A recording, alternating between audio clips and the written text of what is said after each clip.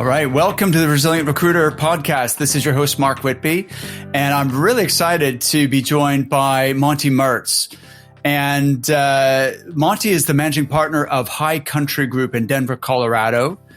The group has 23 members of staff, including 18 fee earners, and is comprised of a number of different divisions. So there's High Country Energy Search, High Country Executive Search, which is accountancy and finance, High Country Tech Search, and High Country Staffing. So prior to launching the business in 2002, Monte spent 8 years working for some of the biggest recruiting firms in the world, working his way up from running a desk to regional VP. Monte, welcome. Thank you so much for being here. You bet, Mark. Thanks for having me. All right.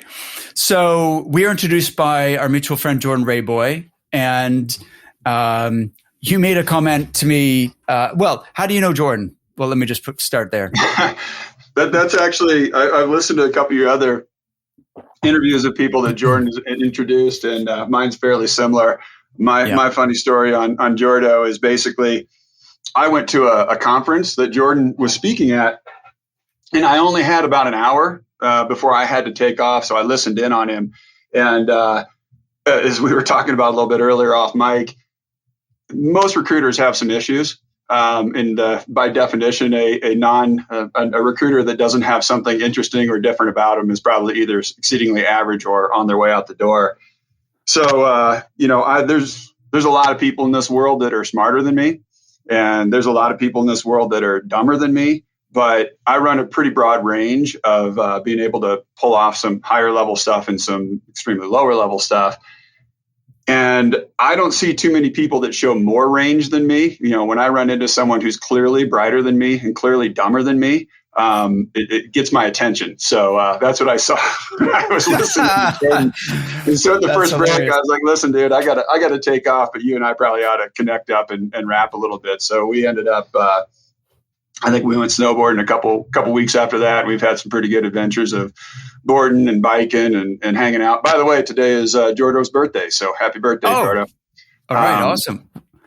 And anyway, he is an incredibly bright dude, an incredibly dumb dude, just an overall good dude, and love him to death. I like it. I agree. This industry / profession attracts kind of oddballs and misfits. And so you need to be a little bit off balance, I think, to stick at this and choose it as a long-term career. I agree. When I'm looking at hiring people, I literally look for something either oddball, misfit, or I like to call it exceptional. Right. And whether it's travel or languages, or we have a lot of athletes here or whatever, but there's got to be something, because if there's just nothing that stands out, then there's just nothing that stands out.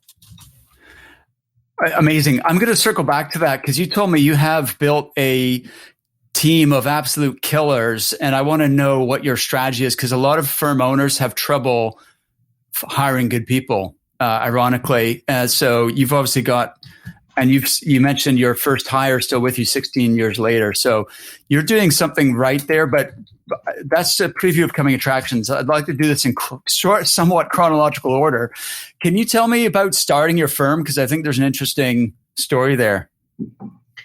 I'm actually kind of an accidental tourist. I think a lot of people conspire and figure out what they're going to do over years and years to get their firm started, and that's not at all what happened to me. I actually managed to get myself both hired or promoted and subsequently fired in the same day for I guess not showing the enthusiasm for the promotion that I got. That's how High Country came about. But I think it's kind of a longer story in that I'm just as we were talking earlier, I'm a farm kid from Nebraska, grew up in the middle of nowhere, went to a 2-room schoolhouse, had 3 kids in my class, rode my horse to school. Like, it was a very small, very, very small upbringing. True story. And what it led to, my mom was a big educator, which you'll get into a lot of the training stuff here. But, when I went to city school and graduated with 39 kids after they got out of school, my 6 best friends married each other. And I was just like, man, there's got to be something more out there. And I love them to death and love where I'm from. Wouldn't change a thing, but I'm just like, I got to do something different. And so I never grew up wanting to be a recruiter. No one ever does. But I wanted to get to Colorado. I'd gone out here. We did a lot of snowmobiling and horseback riding out in the mountains. And so my brother and I decided to move. I'd been selling payroll my 1 year out of school. And that was the only job I ever had. Knocked on a door, which was Robert Half's, to sell them payroll. And they're like, you should be a recruiter. And I was like, nah, I'm not interested. As a matter of fact, it sounded like a scam when they told me what recruiting was. It didn't make any sense at all. They just got on the phone and made a ton of money. And anyway, so I told them I'd think about it, but I wasn't really interested. And then somewhat, maybe a month or two later, it said, hey, I'm out of here. I'm going to Colorado. And called that person back and said, hey, I'm moving to Colorado. I'm not really interested, but if you'd be interested in an interview in Colorado, I'd love that. And honestly, I'd have ridden on the back of a garbage truck if that had gotten me to Colorado. But anyway, I went and did the interview. It went really well, and went up to Vail and hung out and messed around all weekend, came back down for my second interview. And they said, love to have you, which there's a funny story behind that one too, which probably formed me up quite a bit. But what it led to was about 3 years at Robert Half, just running a desk, and recruiting came very naturally to me. Mm-hmm. And so, immediately I was one of the top biller in the office and in the region. And I think what made me good at it, well, I'll tell the story. They said, would you like to be a recruiter? My answer was, sure, love to. And they, are you going to be any good at it? I'm like, sure, absolutely. And then they hit me with why? Why would you be good at it? And I figured the interview's pretty much over because I didn't really understand what recruiting even was. And from my previous meeting with them, I just kind of went with, you said you got to be a hard worker, and grew up on a farm. So I'm a hard worker. That's no problem. Dawn to dusk. Said you have to be smart. Here's my GPA. So I think that box is checked. So you have to be competitive. And we talked about this a little bit offline. I was wrestled all through high school and college, and I was a grad assistant coach. And, I've got some issues competitively. I can't turn that off. So that's not going to be a problem. And you have to have some leadership, which, end up captain of every team I've ever been on. So yeah, I got that too. And the guy, I was like, and I'll pack up my bags. So I didn't really answer your question. I just don't know what the answer is. And he's like, no, actually, that's the best answer I ever get. People say that I'm a people person. That's why I want to be a recruiter. And he's like, it's the people that screw everything up. So anyway, I just basically said, yeah, I really don't even like people. That's not true. I do like people, but I don't like the emotional and the conflict and all that stuff. I just try and be very, very logical. And that's probably the common thread through there. Just lock down, get a plan, and grind it out. But anyway, yeah, I did 3 years at Half, and actually somebody from Half gave my name to someone at Accountants on Call or Agilon or Parker & Lynch or whatever they call themselves these days, and said, hey, we want you to be a manager. And thought, well, I've got my MBA, so there's got to be a management thing that I need to be doing. I must do that. And it just, I did that from, 97 to 02. And that was a pretty good run in recruiting. I think, pretty much a moron could have stepped in and had pretty good success in that time in that market. But I went from having just one employee or one front desk person and 4 temps to, I think I had about 50 people reporting to me by the time I was 30, 31. And it just exploded. I opened offices. I got a lot of amazing experience on somebody else's dime. I made them some money. They made me some money, and I wouldn't change a thing. Kind of like growing up in Nebraska. I wouldn't change a thing, but I'm not going back. And, right. And, both of my experiences, both with Robert Half, just the big giants of the industry, sort of. And if you even look at our website, it's kind of when I accidentally started, got myself let go, accidentally started High Country. I basically just took the half of what we were doing at the previous places that really worked and just did that. And I took the other half that was inefficient, and, I have tons of thoughts and takes on that, inefficient and just really wasn't doing us any good. Got rid of that and said, that would be the kind of firm that I would want to work for. I knew right away that recruiting was my gig. I'm a recruiter. I don't have any other marketable skills. I'm never going to change. This is who I am. I love it. Still love it. I've been doing it for almost 30 years now. I'm not even remotely burned out. I dig it. This is what I do.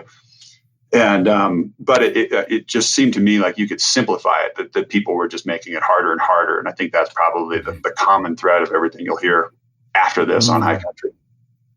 Awesome. Hey, did you overlap with Neil Leibovitz at all at Agilon? Do you know who that is? Yeah. I did, yeah. Yep. Neil was kind of the number 2 guy behind Diane O'Mealy at that time frame. And then he was running it for a while. So yes, I had a good overlap with him, knew him well. All right. Awesome. Yeah. Good guy. Definitely. So how did you explain how you get promoted and fired in the same day? You've kind of skimmed over that bit, and I didn't understand what actually went down. Yeah, neither did my wife. I'm a lot of things, but I'm not a hypocrite. I say what I'm going to do, and then I do that. I don't change a lot. I change when there's a good idea. I'm not a flavor of the day type guy. And so I'm very loyal, and I'm very much a grinder of just, I'm going to do this and I'm going to keep doing it. We had a ton of success, and the same thing happened at AOC where we blew that up that had happened at High Country. High Country is, I act like it's a mistake. It's just the second iteration and a better iteration. But we just had I had a great group of people. I kept them forever. The same, I think, 5 people that I hired were with me. The first 5 that I hired were with me the whole 5 years that I was there, and they just got better and better and better. And it was, it's kind of a common thread, but it turned out being more of a lower volume, but very high quality, very high per desk average, very strict adherence to some really good metrics, not just throw shit up against the wall and see what sticks. And when the way I was able to get myself fired is, it was actually, it was right after 9/11.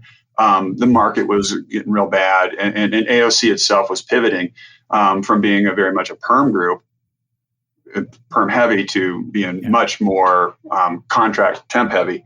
And, to their credit, I think that makes sense if you're a large company, but you got to know who you are. I'm a perm guy. Whenever you see that trainer that's like, I'm both a perm and a temp guy, you're like, I don't know if I buy that. I think you're either one or the other, and I love both, but I know what my DNA is, which is a little bit less volume. And so I was actually promoted into a role that would be much more temp oriented and much more number of phone calls as opposed to results oriented. And that's not who I am. And those people that were working with me and had been working with me for 5 years, they knew who I am. I am who I am. If I had to come in the next day and said, hey, I changed my mind, that's not who I am, now I'm this, they'd have laughed me out of the joint anyway. So it wouldn't have worked. And I wasn't willing to do it. And it was the person who let me go.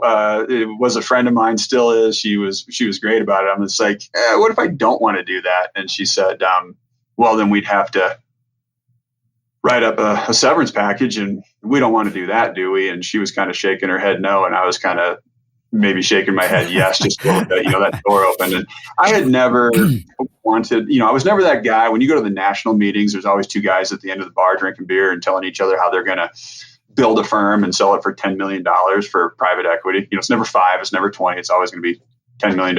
And I know a lot of those guys. I love them to death. But that wasn't me. I felt super blessed. I come from very, very humble beginnings. I couldn't believe how well I was doing when I was on a desk. I couldn't believe how well I was doing when I was, running groups. So I didn't have any beef with how it was going down. I was golden child. I was rising up through the ranks, and it was working great. I just wasn't willing to or able to pretend I was someone who I wasn't. Awesome. Yeah, no, that makes a lot of sense. I now understand, because on your LinkedIn profile, you have a comment which says that your experience with large national firms revealed to not only what clients, candidates, and search professionals wanted in best practices, but also what they didn't want in what seemed to be the industry's worst practices. And at High Country, you're all about refining a low volume, high quality approach to bring exceptional talent and committed companies together. It sounds like the similar theme to what you've just been talking about. Yeah. I mean, I kind of have a working theory. I'm a recruiter. I'm a headhunter. I'm not even a marketer. So High Country is really not very good at marketing. That's our weakness. What we're good at is finding people. And I have this sort of leaky bucket theory that if you're just going at it full speed, like name the National, they've got 10 to 20 holes in their bucket where they're just constantly losing their clients by not delivering, not doing the things that they expect.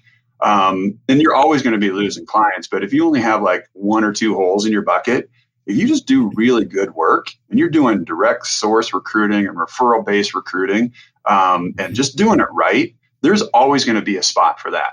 And I'm not smack talking half, they're making 5-6 billion in revenue a year. Something's right. But I only need, I need a 0.001 and I can do really well, sleep like a baby, have a group that is, it's just I knew I was going to be a recruiter for life when I was at both those groups, but I didn't feel like necessarily the things that they were doing were sustainable. And so when I'm hiring people, I'm just like, would I take this job? When I stay in this job, would I do what they're asking me to do? That's what I love about recruiting. It's pretty much a two-way mirror. It's a double-edged sword. You can look at it that way, and it's pretty unemotional that way. It works. Awesome. Love it. So you've become, a successful firm. You've won awards for fastest growing and also best company to work for. But from what I understand, you didn't start out with the intention of growing a firm. Can you talk to me about like the first year of the business and what that was like? Yeah, it was terrible. It was awful. Okay. In what way? I genuinely did not go into it. I went into work one day to kind of talk about this promotion, and I was home by about 10:30, and told my wife that I'd gotten fired. She was surprised. I didn't actually tell her I got fired. I told her I'd started a new company, and she was surprised. So the first year was actually, I think it was the one thing that really formed me up, and it was terrible, but at the same time, it made everything that happened after that was a result of that first year. I just kind of fell into recruiting. I was successful, and I think honestly it was so easier, almost like a natural, because some people are pretty natural to recruiting, and some people you just can't help them. Like you say, if you find someone natural enough, you can't mess them up. And if you in training them, and if you find someone who doesn't have it, there's nothing you can do to fix them. But it did come pretty natural to me, as did kind of the growth. I was pretty spoiled, and on my second shift, so that first 8 years was nothing but success. Dropped into a desk by myself and just started hammering. And didn't really, I think as a younger person, I never did understand how much the structure really mattered and where everything was coming from. And, you just kind of feel like, hey, I'm killing it. This is all about me. And, I was never short on confidence at any point. It's like, I'm just doing this and it's all me.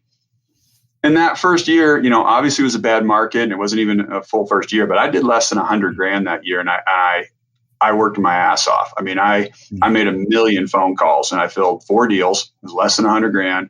And I knew, hey, this isn't working. This is not going to feed my family. I went from being full of confidence to, am I doing the right thing? So I did a bunch of research on, I looked into all the different trainers that were out there, and really be like, hey, what was obvious is I needed a program, a plan, and then I could work it. I wasn't worried about, my ability to work or my intellectual capacity to execute on it. I just needed a better plan. And actually what I did, I went to, and it was the best thing ever. I went and visited Peter Lafkowitz with Morgan Consulting Group. And, he is the epitome of just like, here's your skeleton. You need to be able to source, recruit, interview, and market. That's it. Just 4 tricks. That's it.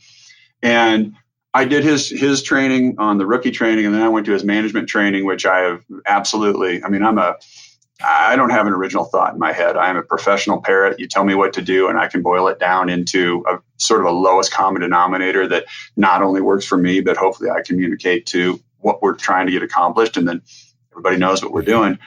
But I did that to myself. I just said, okay, I'm going to do exactly this. I mean, in my tiny little office in my house, I had a whiteboard, and I ticked and tied every single call, interview, send out, job order. I just managed myself to the nth degree. And I just said, forget about, and honestly, the lowest common denominator for me is interview, send out, job order on a 360 perm desk. And I said, don't worry about how many phone calls you make as long as you're getting this. And don't worry about what you're billing. Just do the job exactly correct. And that first year, and one of the things about my first year, I had a non-compete and I stayed all national, and I didn't do anything local. That taught me some lessons about who I really was. In my day 366, I was able to come back and say, okay, now I'm going to do this perfectly. That was why, I actually honored the non-compete all the way out. Yeah. And that first year, I just said, I'm going to not deviate one bit. I know exactly what my numbers need to be. I will not, you can have a bad day, but never have a bad week, because that leads to bad months, bad quarters. And I really it just took off. And I ended up, I'd sort of sworn off managing, because I had so many people so young, and it did get a little bit crazy and emotional and all that kind of stuff.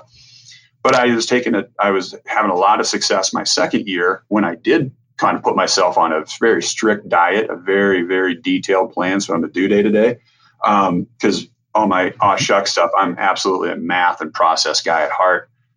And I had too many jobs. I couldn't work them all. And, I'm not planning on taking jobs I'm not planning on filling.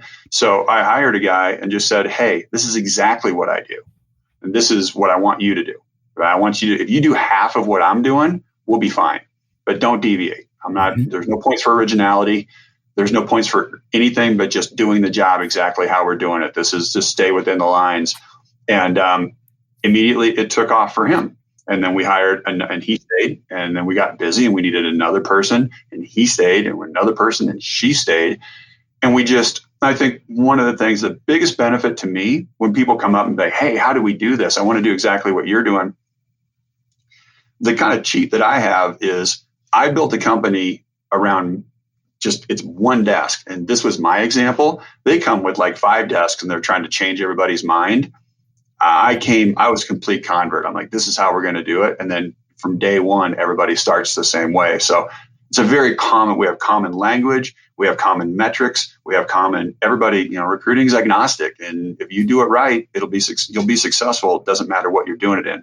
So even though we got 4 divisions, they're all doing the same thing. And it's not like this kind of Tower Babel. We've got a lot of really good retreads, from different companies. And I don't care if you called it GP before, it's GM here. I don't care if you called it a send out there and now it's an interview. Like, we have a very common, that's how we do it.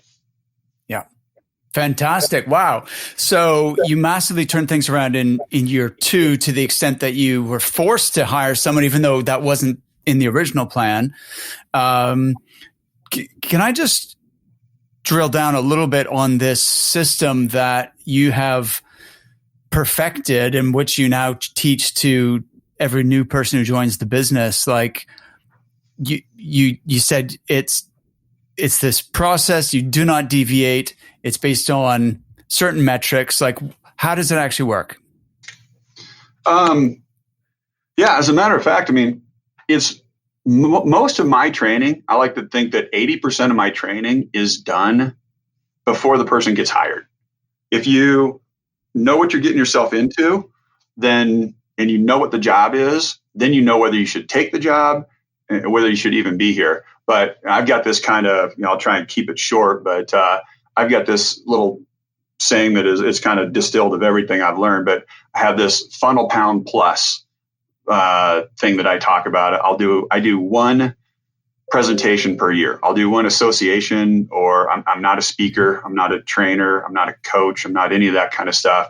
But I will get up once a year. This is my once per year, by the way, and say, this is how we do it. Because I'm huge on accountability. If I tell you, hey, this is how we do it, and that's not how I really do it, then I'm not going to be able to sleep at night. I'm just absolutely full of shit. If I have to be able to say, this is what we do. And then be able to say, and here's our numbers to back it up. But my little funnel pound plus thing is, it's easier to put up graphically, but verbally, you basically need to know what to do is the funnel, how much to do, that's the pound, and plus is how to not kill each other while doing it. So you got envision a funnel, and at the top of the funnel, but not in it, is phone calls and emails. And you've been doing this for 30 years and I'm a newbie, so I can't tell you that you need to do 100 phone calls and I need to do 100 phone calls. That's kind of a variable, but that's a commodity that goes into the funnel of activity.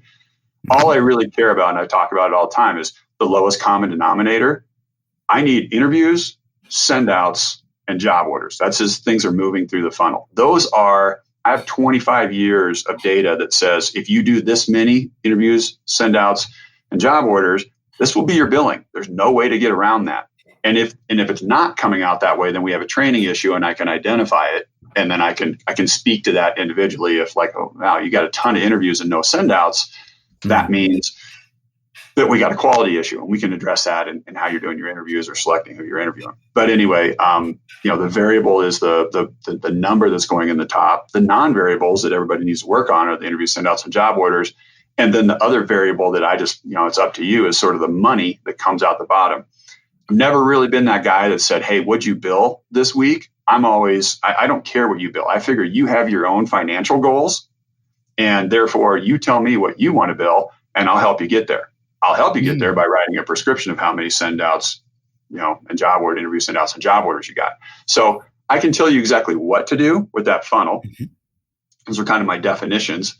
The pound is really like the pound sign. And really all I'm doing is trying to put together a 3 levels of excellence, acceptable and unacceptable across the top, and interviews, send outs, and job orders against that grid. And we basically just have green. If you're doing excellent levels of activities, that's a green number. If you're doing acceptable levels of activities, that's a black number. If you have unacceptable, that's a red number. I love my people. I love who I'm working with. These are my best friends. These are my family and buddies. But if someone comes in and says, oh man, I had such bad luck last month, it just didn't work out, I had a couple deals that just went south on me, I'm like, cool, that's fine. Too bad we didn't get the billings. Let's take a look at your activity. And they have 4 send, or they have less than 12 interviews, less than 4 send outs, less than 2 job orders. Those are all red numbers. Nothing personal and not emotional, but you just didn't do your job last month. I mean, we can go have a beer this afternoon, but we both know it wasn't bad luck. You just didn't do your job. If you want to be average, if you just want to be mediocre, bill $200,000-300,000, just do black numbers all day long and you'll be successful. Red is failure. Black is just average. But if you want to be excellent, you need to do these activities, and these will be your results. So there's no hiding. I mean, our entire office is covered up in the metrics are on the wall, covered up in whiteboards. There's red, green, and black numbers, and people can sit there and talk smack all they want, but exactly we have a scorecard that says, hey, there's 18 recruiters here and we love you to death, but you're 17th. And it is what it is. From the background we were talking about earlier, I wrestled all through high school and college, and I mean, honestly, it's the perfect parallel to wiring a recruiter. Wrestlers aren't known for being all that bright, but they are known for just being, hammers, grinders. And in a wrestling, you have to surround yourself with really tough dudes that are going to push you. And so that's the team aspect of it. If you have a soft team, you're probably soft too. But when you go out and do your thing, it's very obvious who got their ass kicked. It was you. You lost. It wasn't like, hey, the team, somebody dropped the ball or something. Like either you won or you lost. It's what I love about recruiting. It is complete, pure accountability, pure score, pure, you either did it or you didn't. And then you don't have to sit there and argue. I don't do well in pickup basketball games. It usually leads to people calling non-existent fouls, and I lose my mind. I can't. I don't do it. So, wow, that was fantastic. Monte, let me just make sure we're all talking the same language, because we've got people who will listen to this from all different countries, different, verbiage. So first of all, when you say pound, are you talking about the number sign, like the hat? Exactly. Right, like okay. the grid, which will give you 9 boxes, and then across the top, then you could divide that into an excellence, acceptable, and unacceptable. And then on the left side, then you could break that down into an interview, a send out, and a job order. That's my math for and I have very specific numbers, which if I start rattling them off, which I can do because I've done 1,000 times, it would just confuse it. But that's a 360 desk. And then my staffing group, because we do break that into a sales and a fill, then that split desk has its own grid that we work the same way, but that would it's more convoluted. 360 is the ultimate. It's all on you. Here's how you do it. Yes. And to me, what you do is, what I try to do with that is come up with a way to make this a sustainable job. I mean, don't get into recruiting if you don't like roller coasters, but you can level out the ups and downs. If you do your job every single month, if you do enough interviews, enough send outs, and enough job orders, in this case, you'll be successful. If you're weak in one area, you're going to be on a roller coaster. You have tons of interviews and no job orders. So my comp plan is I have a very, very aggressive comp plan. I figure I want to pay people at such a high level that, these are my, close friends, but I don't want them to be like, man, I could be doing so much more somewhere else. I'm never going to lose somebody because somebody else is paying them more. That's on the high end. On the low end, I mean, I'm a manipulative bastard for sure, and I use math to my levels. I know that if you're struggling so much to make a living, that you're just you need more money, that's going to encourage you to head for the door. So it's a whole nother story, but it's definitely intentionally set up that if you're successful, you'll never leave. If you're not being successful after a year or so, then the noose kind of starts getting tighter and tighter and more uncomfortable. And it's your idea. I'm not the hire slow, fire fast guy. I'm a hire slow, fire slow person. And you can't get fired around here you can resign if you're not making the money you want. You can't get hired around here. How we say it actually is you don't get fired for not billing. You can only be fired for being an a-hole. That's not tolerated. We don't need anything around here that is integrity issues. If you're going to be a hothead and always be arguing with people, I don't need that. We got to get efficient. Absolutely. So, can I just clarify what you mean? A send out is you're sending a candidate to meet a client. Yeah, and these definitions are all absolutely stolen and parroted from Lefko. I mean, I get one thing, it makes sense to me, Lefkowitz, and that's the definition that I'm going to run with. So they're not, industry wide. Everybody's got their own, but an interview is a face-to-face interview between a recruiter and a candidate. A send out is a face-to-face between a candidate and a client.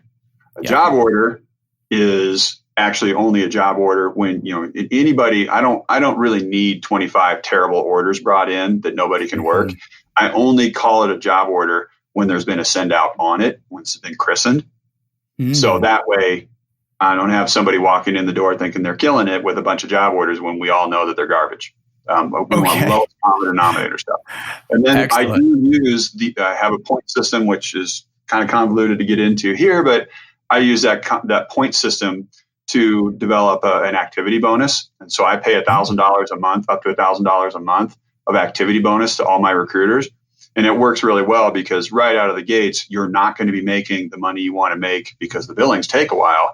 But I'll say, hey, if you're interested in making an extra $1,000, in other words, that's what they want to do. That first 90 days, you really get them to focus on how to do the job right because they want to make that $1,000. Once they're billing, $500,000, $600,000, $700,000, that $1,000 doesn't move the needle anymore. So they just go off and do their own thing once they're established. But until they're, what I consider anything over 300, in billings, I consider into that excellence level. As a matter of fact, we do an annual trip to Mexico, an all-inclusive 5-day trip down to Mexico, and everybody that bills over 300 gets to go with their significant other.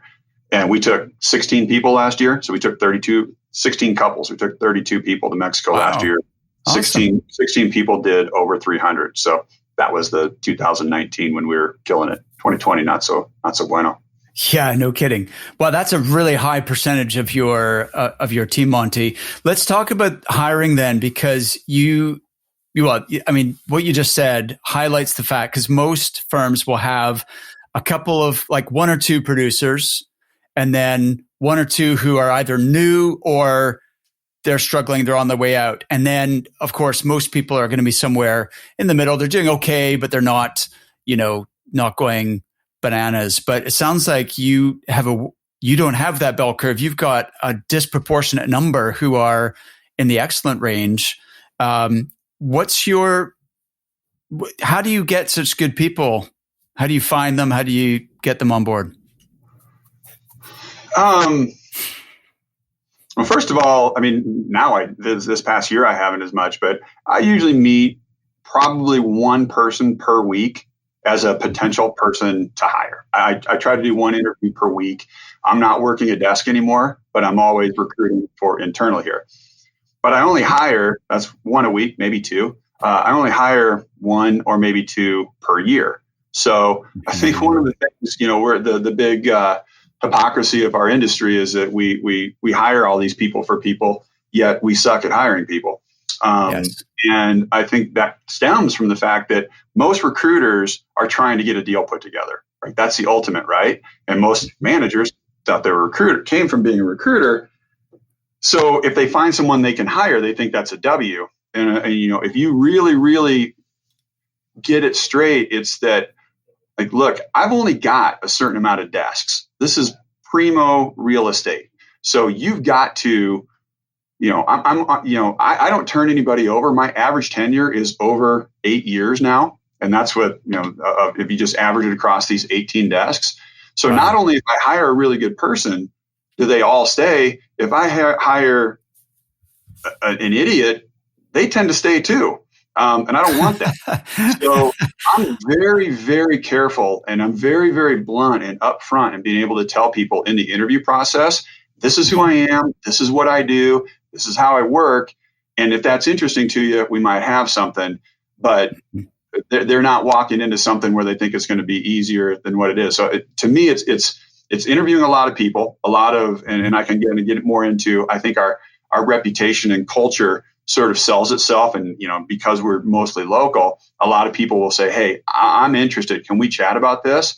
And I really get into the kind of I'd rather have 18 to 20 rock stars than 100 idiots. I just don't have it in me. I'm getting old. I don't have it in me to just keep training and losing people and training and losing people. When I worked at Half, they'd hire 10 to get 2. I hire 1 to get 1. That's my mindset. And then when I sit down, I have a very specific interview that I walk through, and everybody that works here has heard the same thing. I'm like, my first interview with a person is pretty much, hey, I'm excited about what we're doing. I love high country. I feel like we are, a premier place and we're killing it. So I'll do a little dance for you in this first one and tell you who we are and how we work. And we'll go through the Funnel Pound Plus, and we'll go through how much success we're having and stuff. And they'll have another interview. And if it feels like I'm trying to talk you out of it, it's because I am. Like, I really don't want you. I really need you. I really need to tell you that, recruiting sucks. It's a horrible job. It's a great career. And if you're not willing to just absolutely slog through this and get through that first year, and this doesn't sound like something you want to do, it's a phone job. Do you like being on the phone? If you don't like being on the phone, we'll just go have a beer and talk about all kinds of fun stuff, but this isn't for you. If you're not willing to put in that grind, if you're not willing to do all this, then it's probably not the right answer. And honestly, it's also sort of a management thing. I only hire people. When I worked at Half, they hired a lot of 200K billers and tried to beat them into being 300K billers. I need someone who only wants to bill 300. And honestly, I can get by if they bill 200. So instead of me beating them to make them better, these people need to come to me, and I'll tell them that. You need to come to me and say, I need this, I need that. This isn't good enough. I need that. So I'm not here to motivate you. I'm motivated, but I can't, you need a hug, I got a hug for you, but I'm not going to sit there and hold your hand every day, look over your shoulder and tell you what to do. And like I said, we have all these kind of whiteboards and stuff. Everything around the office says, this is what I'm doing. It's right above your head. Like, those are your numbers. You're doing your job or you're not. If you don't like that kind of accountability, this probably isn't the kind of place for you. I got a ton of athletes. I got some people that are running 245 marathons. I got people that are just killing it. And they're like, I don't, get out of my way. Don't talk to me. My Kevin Clemens, who's built close to $1 million, is one of my best buddies outside of office. And we hang out as families. They're family. And my wife will say, hey, what about Kevin this? I'm like, I haven't talked to him for a couple of weeks. She's like, you see him every day. I'm like, yeah, well, he doesn't even want to talk to me. Like, he's here. He's a laser. And I have lasers. I tell people that's what I want. Sort of a side story. The first 5 people, I kind of lie. The first 5 people that I hired here are still here. Just don't turn them over. There was actually one in there, and she was actually great. But when I got my first person up and running, I hired his sort of assistant, sort of his researcher as like our third hire. And we basically were like, yeah, we're killing it. It was back in the day, close to 20 years ago now. And we're like, we're killing it. And this is just going great. And it's so, just all you got to do is this. And she really struggled the first 6 months. And I sat down with her. I'm like, hey, let's talk about this. And we started doing this PC. I call my little thing a personal conference that I try to get with, everybody once a month or once a quarter, depending on who they are. I'm like, how's it going? And she looked me right in the eye and said, you said it would be easier than this. And it was like a seminal moment to me to be like, I don't think I said that, but she might be right. I might have implied that. And I'm not a firer, but I just closed my notebook. I'm like, I think we're done here. I think I've ruined you. This isn't going to work because this isn't easy. Like I said, it's awful. It's recruiting. You got to be a grinder. And if that's not what you're up for, she's like, I didn't mean that. And I'm like, actually, you did. I get it. And so it really changed. Every human that I ever meet, I try and talk them out of it. So if you tell somebody they can't do it, they're generally going to either walk away or they're going to show you that they can do it. They're going to come in with a chip on their shoulder. And I have a permanent chip on my shoulder of things that, my wrestling career of, you're talking to the kid that was like one step below every time of, and so I'm like, tell me I can't do it. I'm going to show you that I can. Awesome. It's funny you said something that I tell my clients, which is you need to always be interviewing, because if you only start interviewing when you actually need to hire somebody, you're then just going to pick the best person who you saw that week. And they may actually not be the right person for your business. And I see this so often where, you want to interview a lot of people, but then only hire, a small number of people, a small proportion of that. And from what you just said, you hire like 1 in 50 people that you actually meet or something like that. Whereas I think the average owner will interview 5 people and hire one of them. Yeah. Right. And then it takes them like they lose 3 out of every 4. They hire 4 or 5 to get one. In fact, I would say that, I don't know what you see, but I would say that if you can get 1 out of 3 to stick, then that's above average. Yeah, I think that is above average, but I would consider 1 out of 3 sticking a horrible failure. Yeah. For sure. And I lost in the past year with COVID, I lost 2 people and I hired 3. The 2 people were great people, but COVID was not the right place for them to be a recruiter. The 3 that I got were rock stars, and they were. I didn't need 3 more people. I didn't need anybody else. I have a big enough group. And so I never have like a chair that needs to be filled. Like at half, you have an FTE, you're going to hire a full-time employee because there's a spot there. I'm completely opportunistic. As a matter of fact, I don't want to get any bigger. I don't mean that, but I don't want to get any bigger. I only hire people when I just can't help it. Like it's just like, it would be stupid not to. That's my hiring process. And if I'm on the fence, it means it's a no. I think that's a Ray boy. If it's not a hell yeah, I think there's an F-bomb in there too. But if it's not a hell yeah, then it's a no. Right. And that's how it's very easy to be like, hey, these are rock stars. I can't pass on this person, as opposed to I like them and I want to. It's just like, nope. It's just like manna from heaven. I'll take them. And as a matter of fact, I hate to say it, but I sort of cheat. It's sort of creative sportsmanship in that I'm not now like I will occasionally bring in some rookies, and I got a couple rock stars. I mean, if you really want to get a rock star, just find a rookie that doesn't know anything. You're just like, oh my God, this person's got it all, and I'll take the risk on that one. Yeah. But I do a lot of people who are successful and just burned out on that corporate piece. Like I get why you wouldn't want to be there forever. And I'm like, hey, this is our situation. And it's better. You get paid more, you get a lot more flexibility. Don't be bullshitting me, because if you're not this, you're not going to like this. Like if you can't do this, you're not going to like working here, because you're doing the billing, not me. You have your number. I'll help you get there, but you better not be bluffing, because it's going to end badly. Monte, how do you recognize a rock star? You told me like what your technique is to weed out the people who don't really want it. But, I think this is the difficulty is the owner's sitting there. They've met people and they think she seems good. I like what she said. She seems like she might like, what do you think? Yeah, let's hire her. And they're guessing basically, and they've got a better chance of, tossing a coin than choosing the person that's going to come in and be a high performer. So how you use the word rock star quite a lot. Like, what do you look for that signals she has got it? I would actually just tell her, hey, I only hire rock stars. Are you one of them? Okay.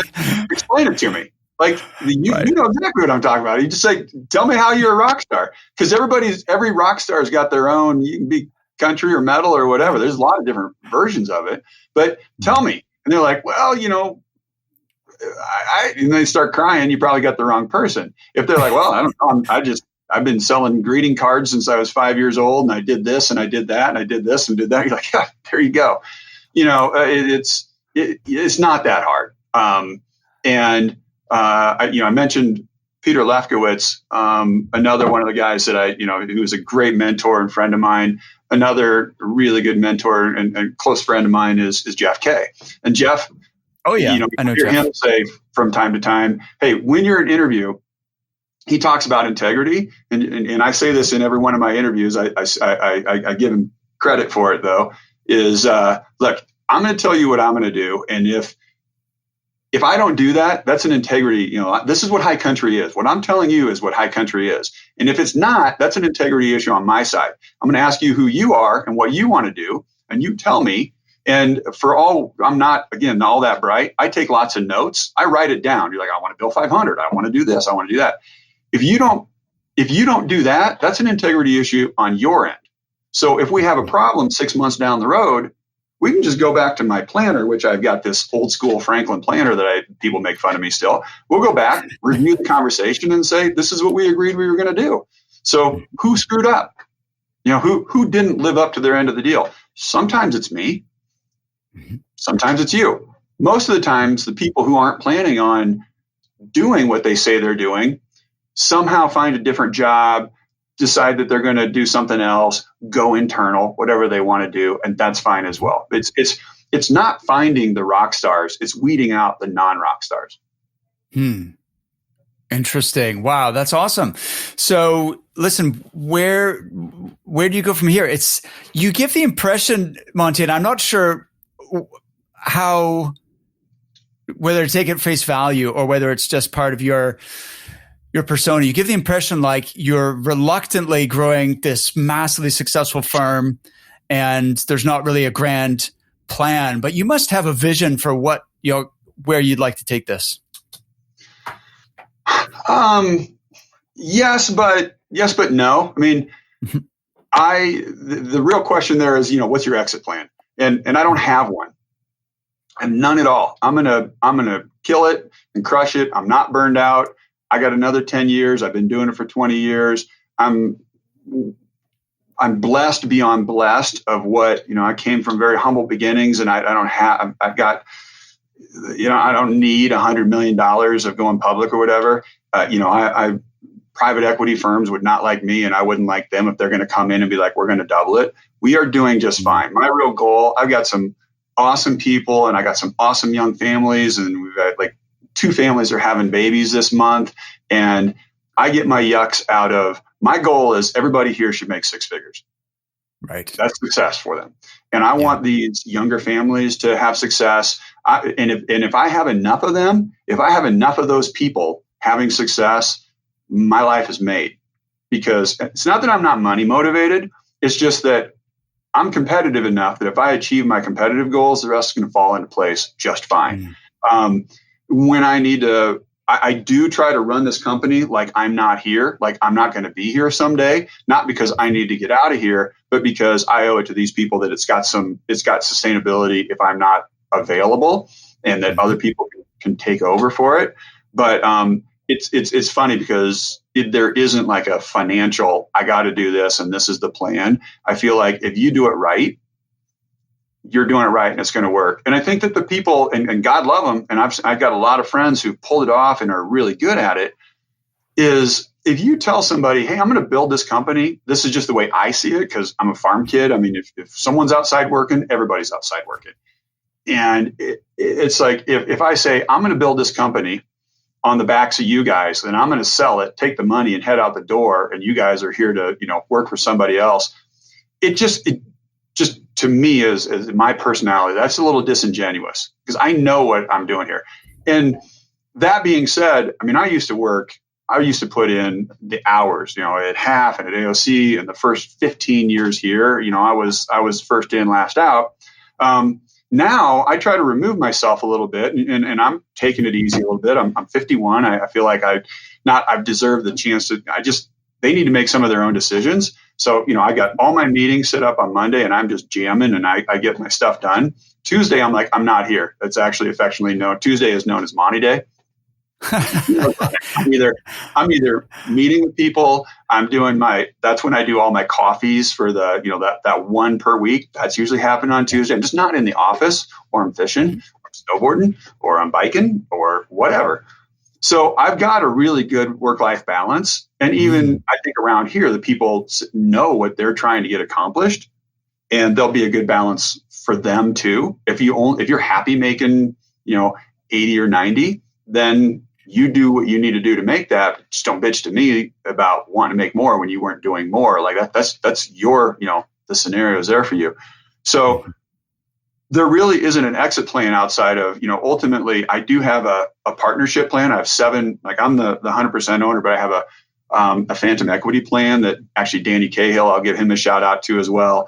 I stole his word for word. He actually was super generous and sat on the phone with me for a couple hours and explained to me how it should work. And that's worked out fantastically because I do want to retain we have a kickoff meeting, and we have like our big once a year, and we have the new partners, and these are the badasses. These are the people we want to retain forever. And so I'm going to share with them. But I think now as I get, in this personally, as I go from 50 to 60, I'm going to do some sort of an ESOP or some sort of where people have even more, I don't want to go broke doing it, but I want them to have even more skin in the game so that they continue to take it. And then, if I'm not here, then it can go on into perpetuity. Love it. And you're leaving a fantastic legacy. So, Monty, thank you. That's been really fun conversation. So I appreciate your time and thank you again. You bet. Appreciate it.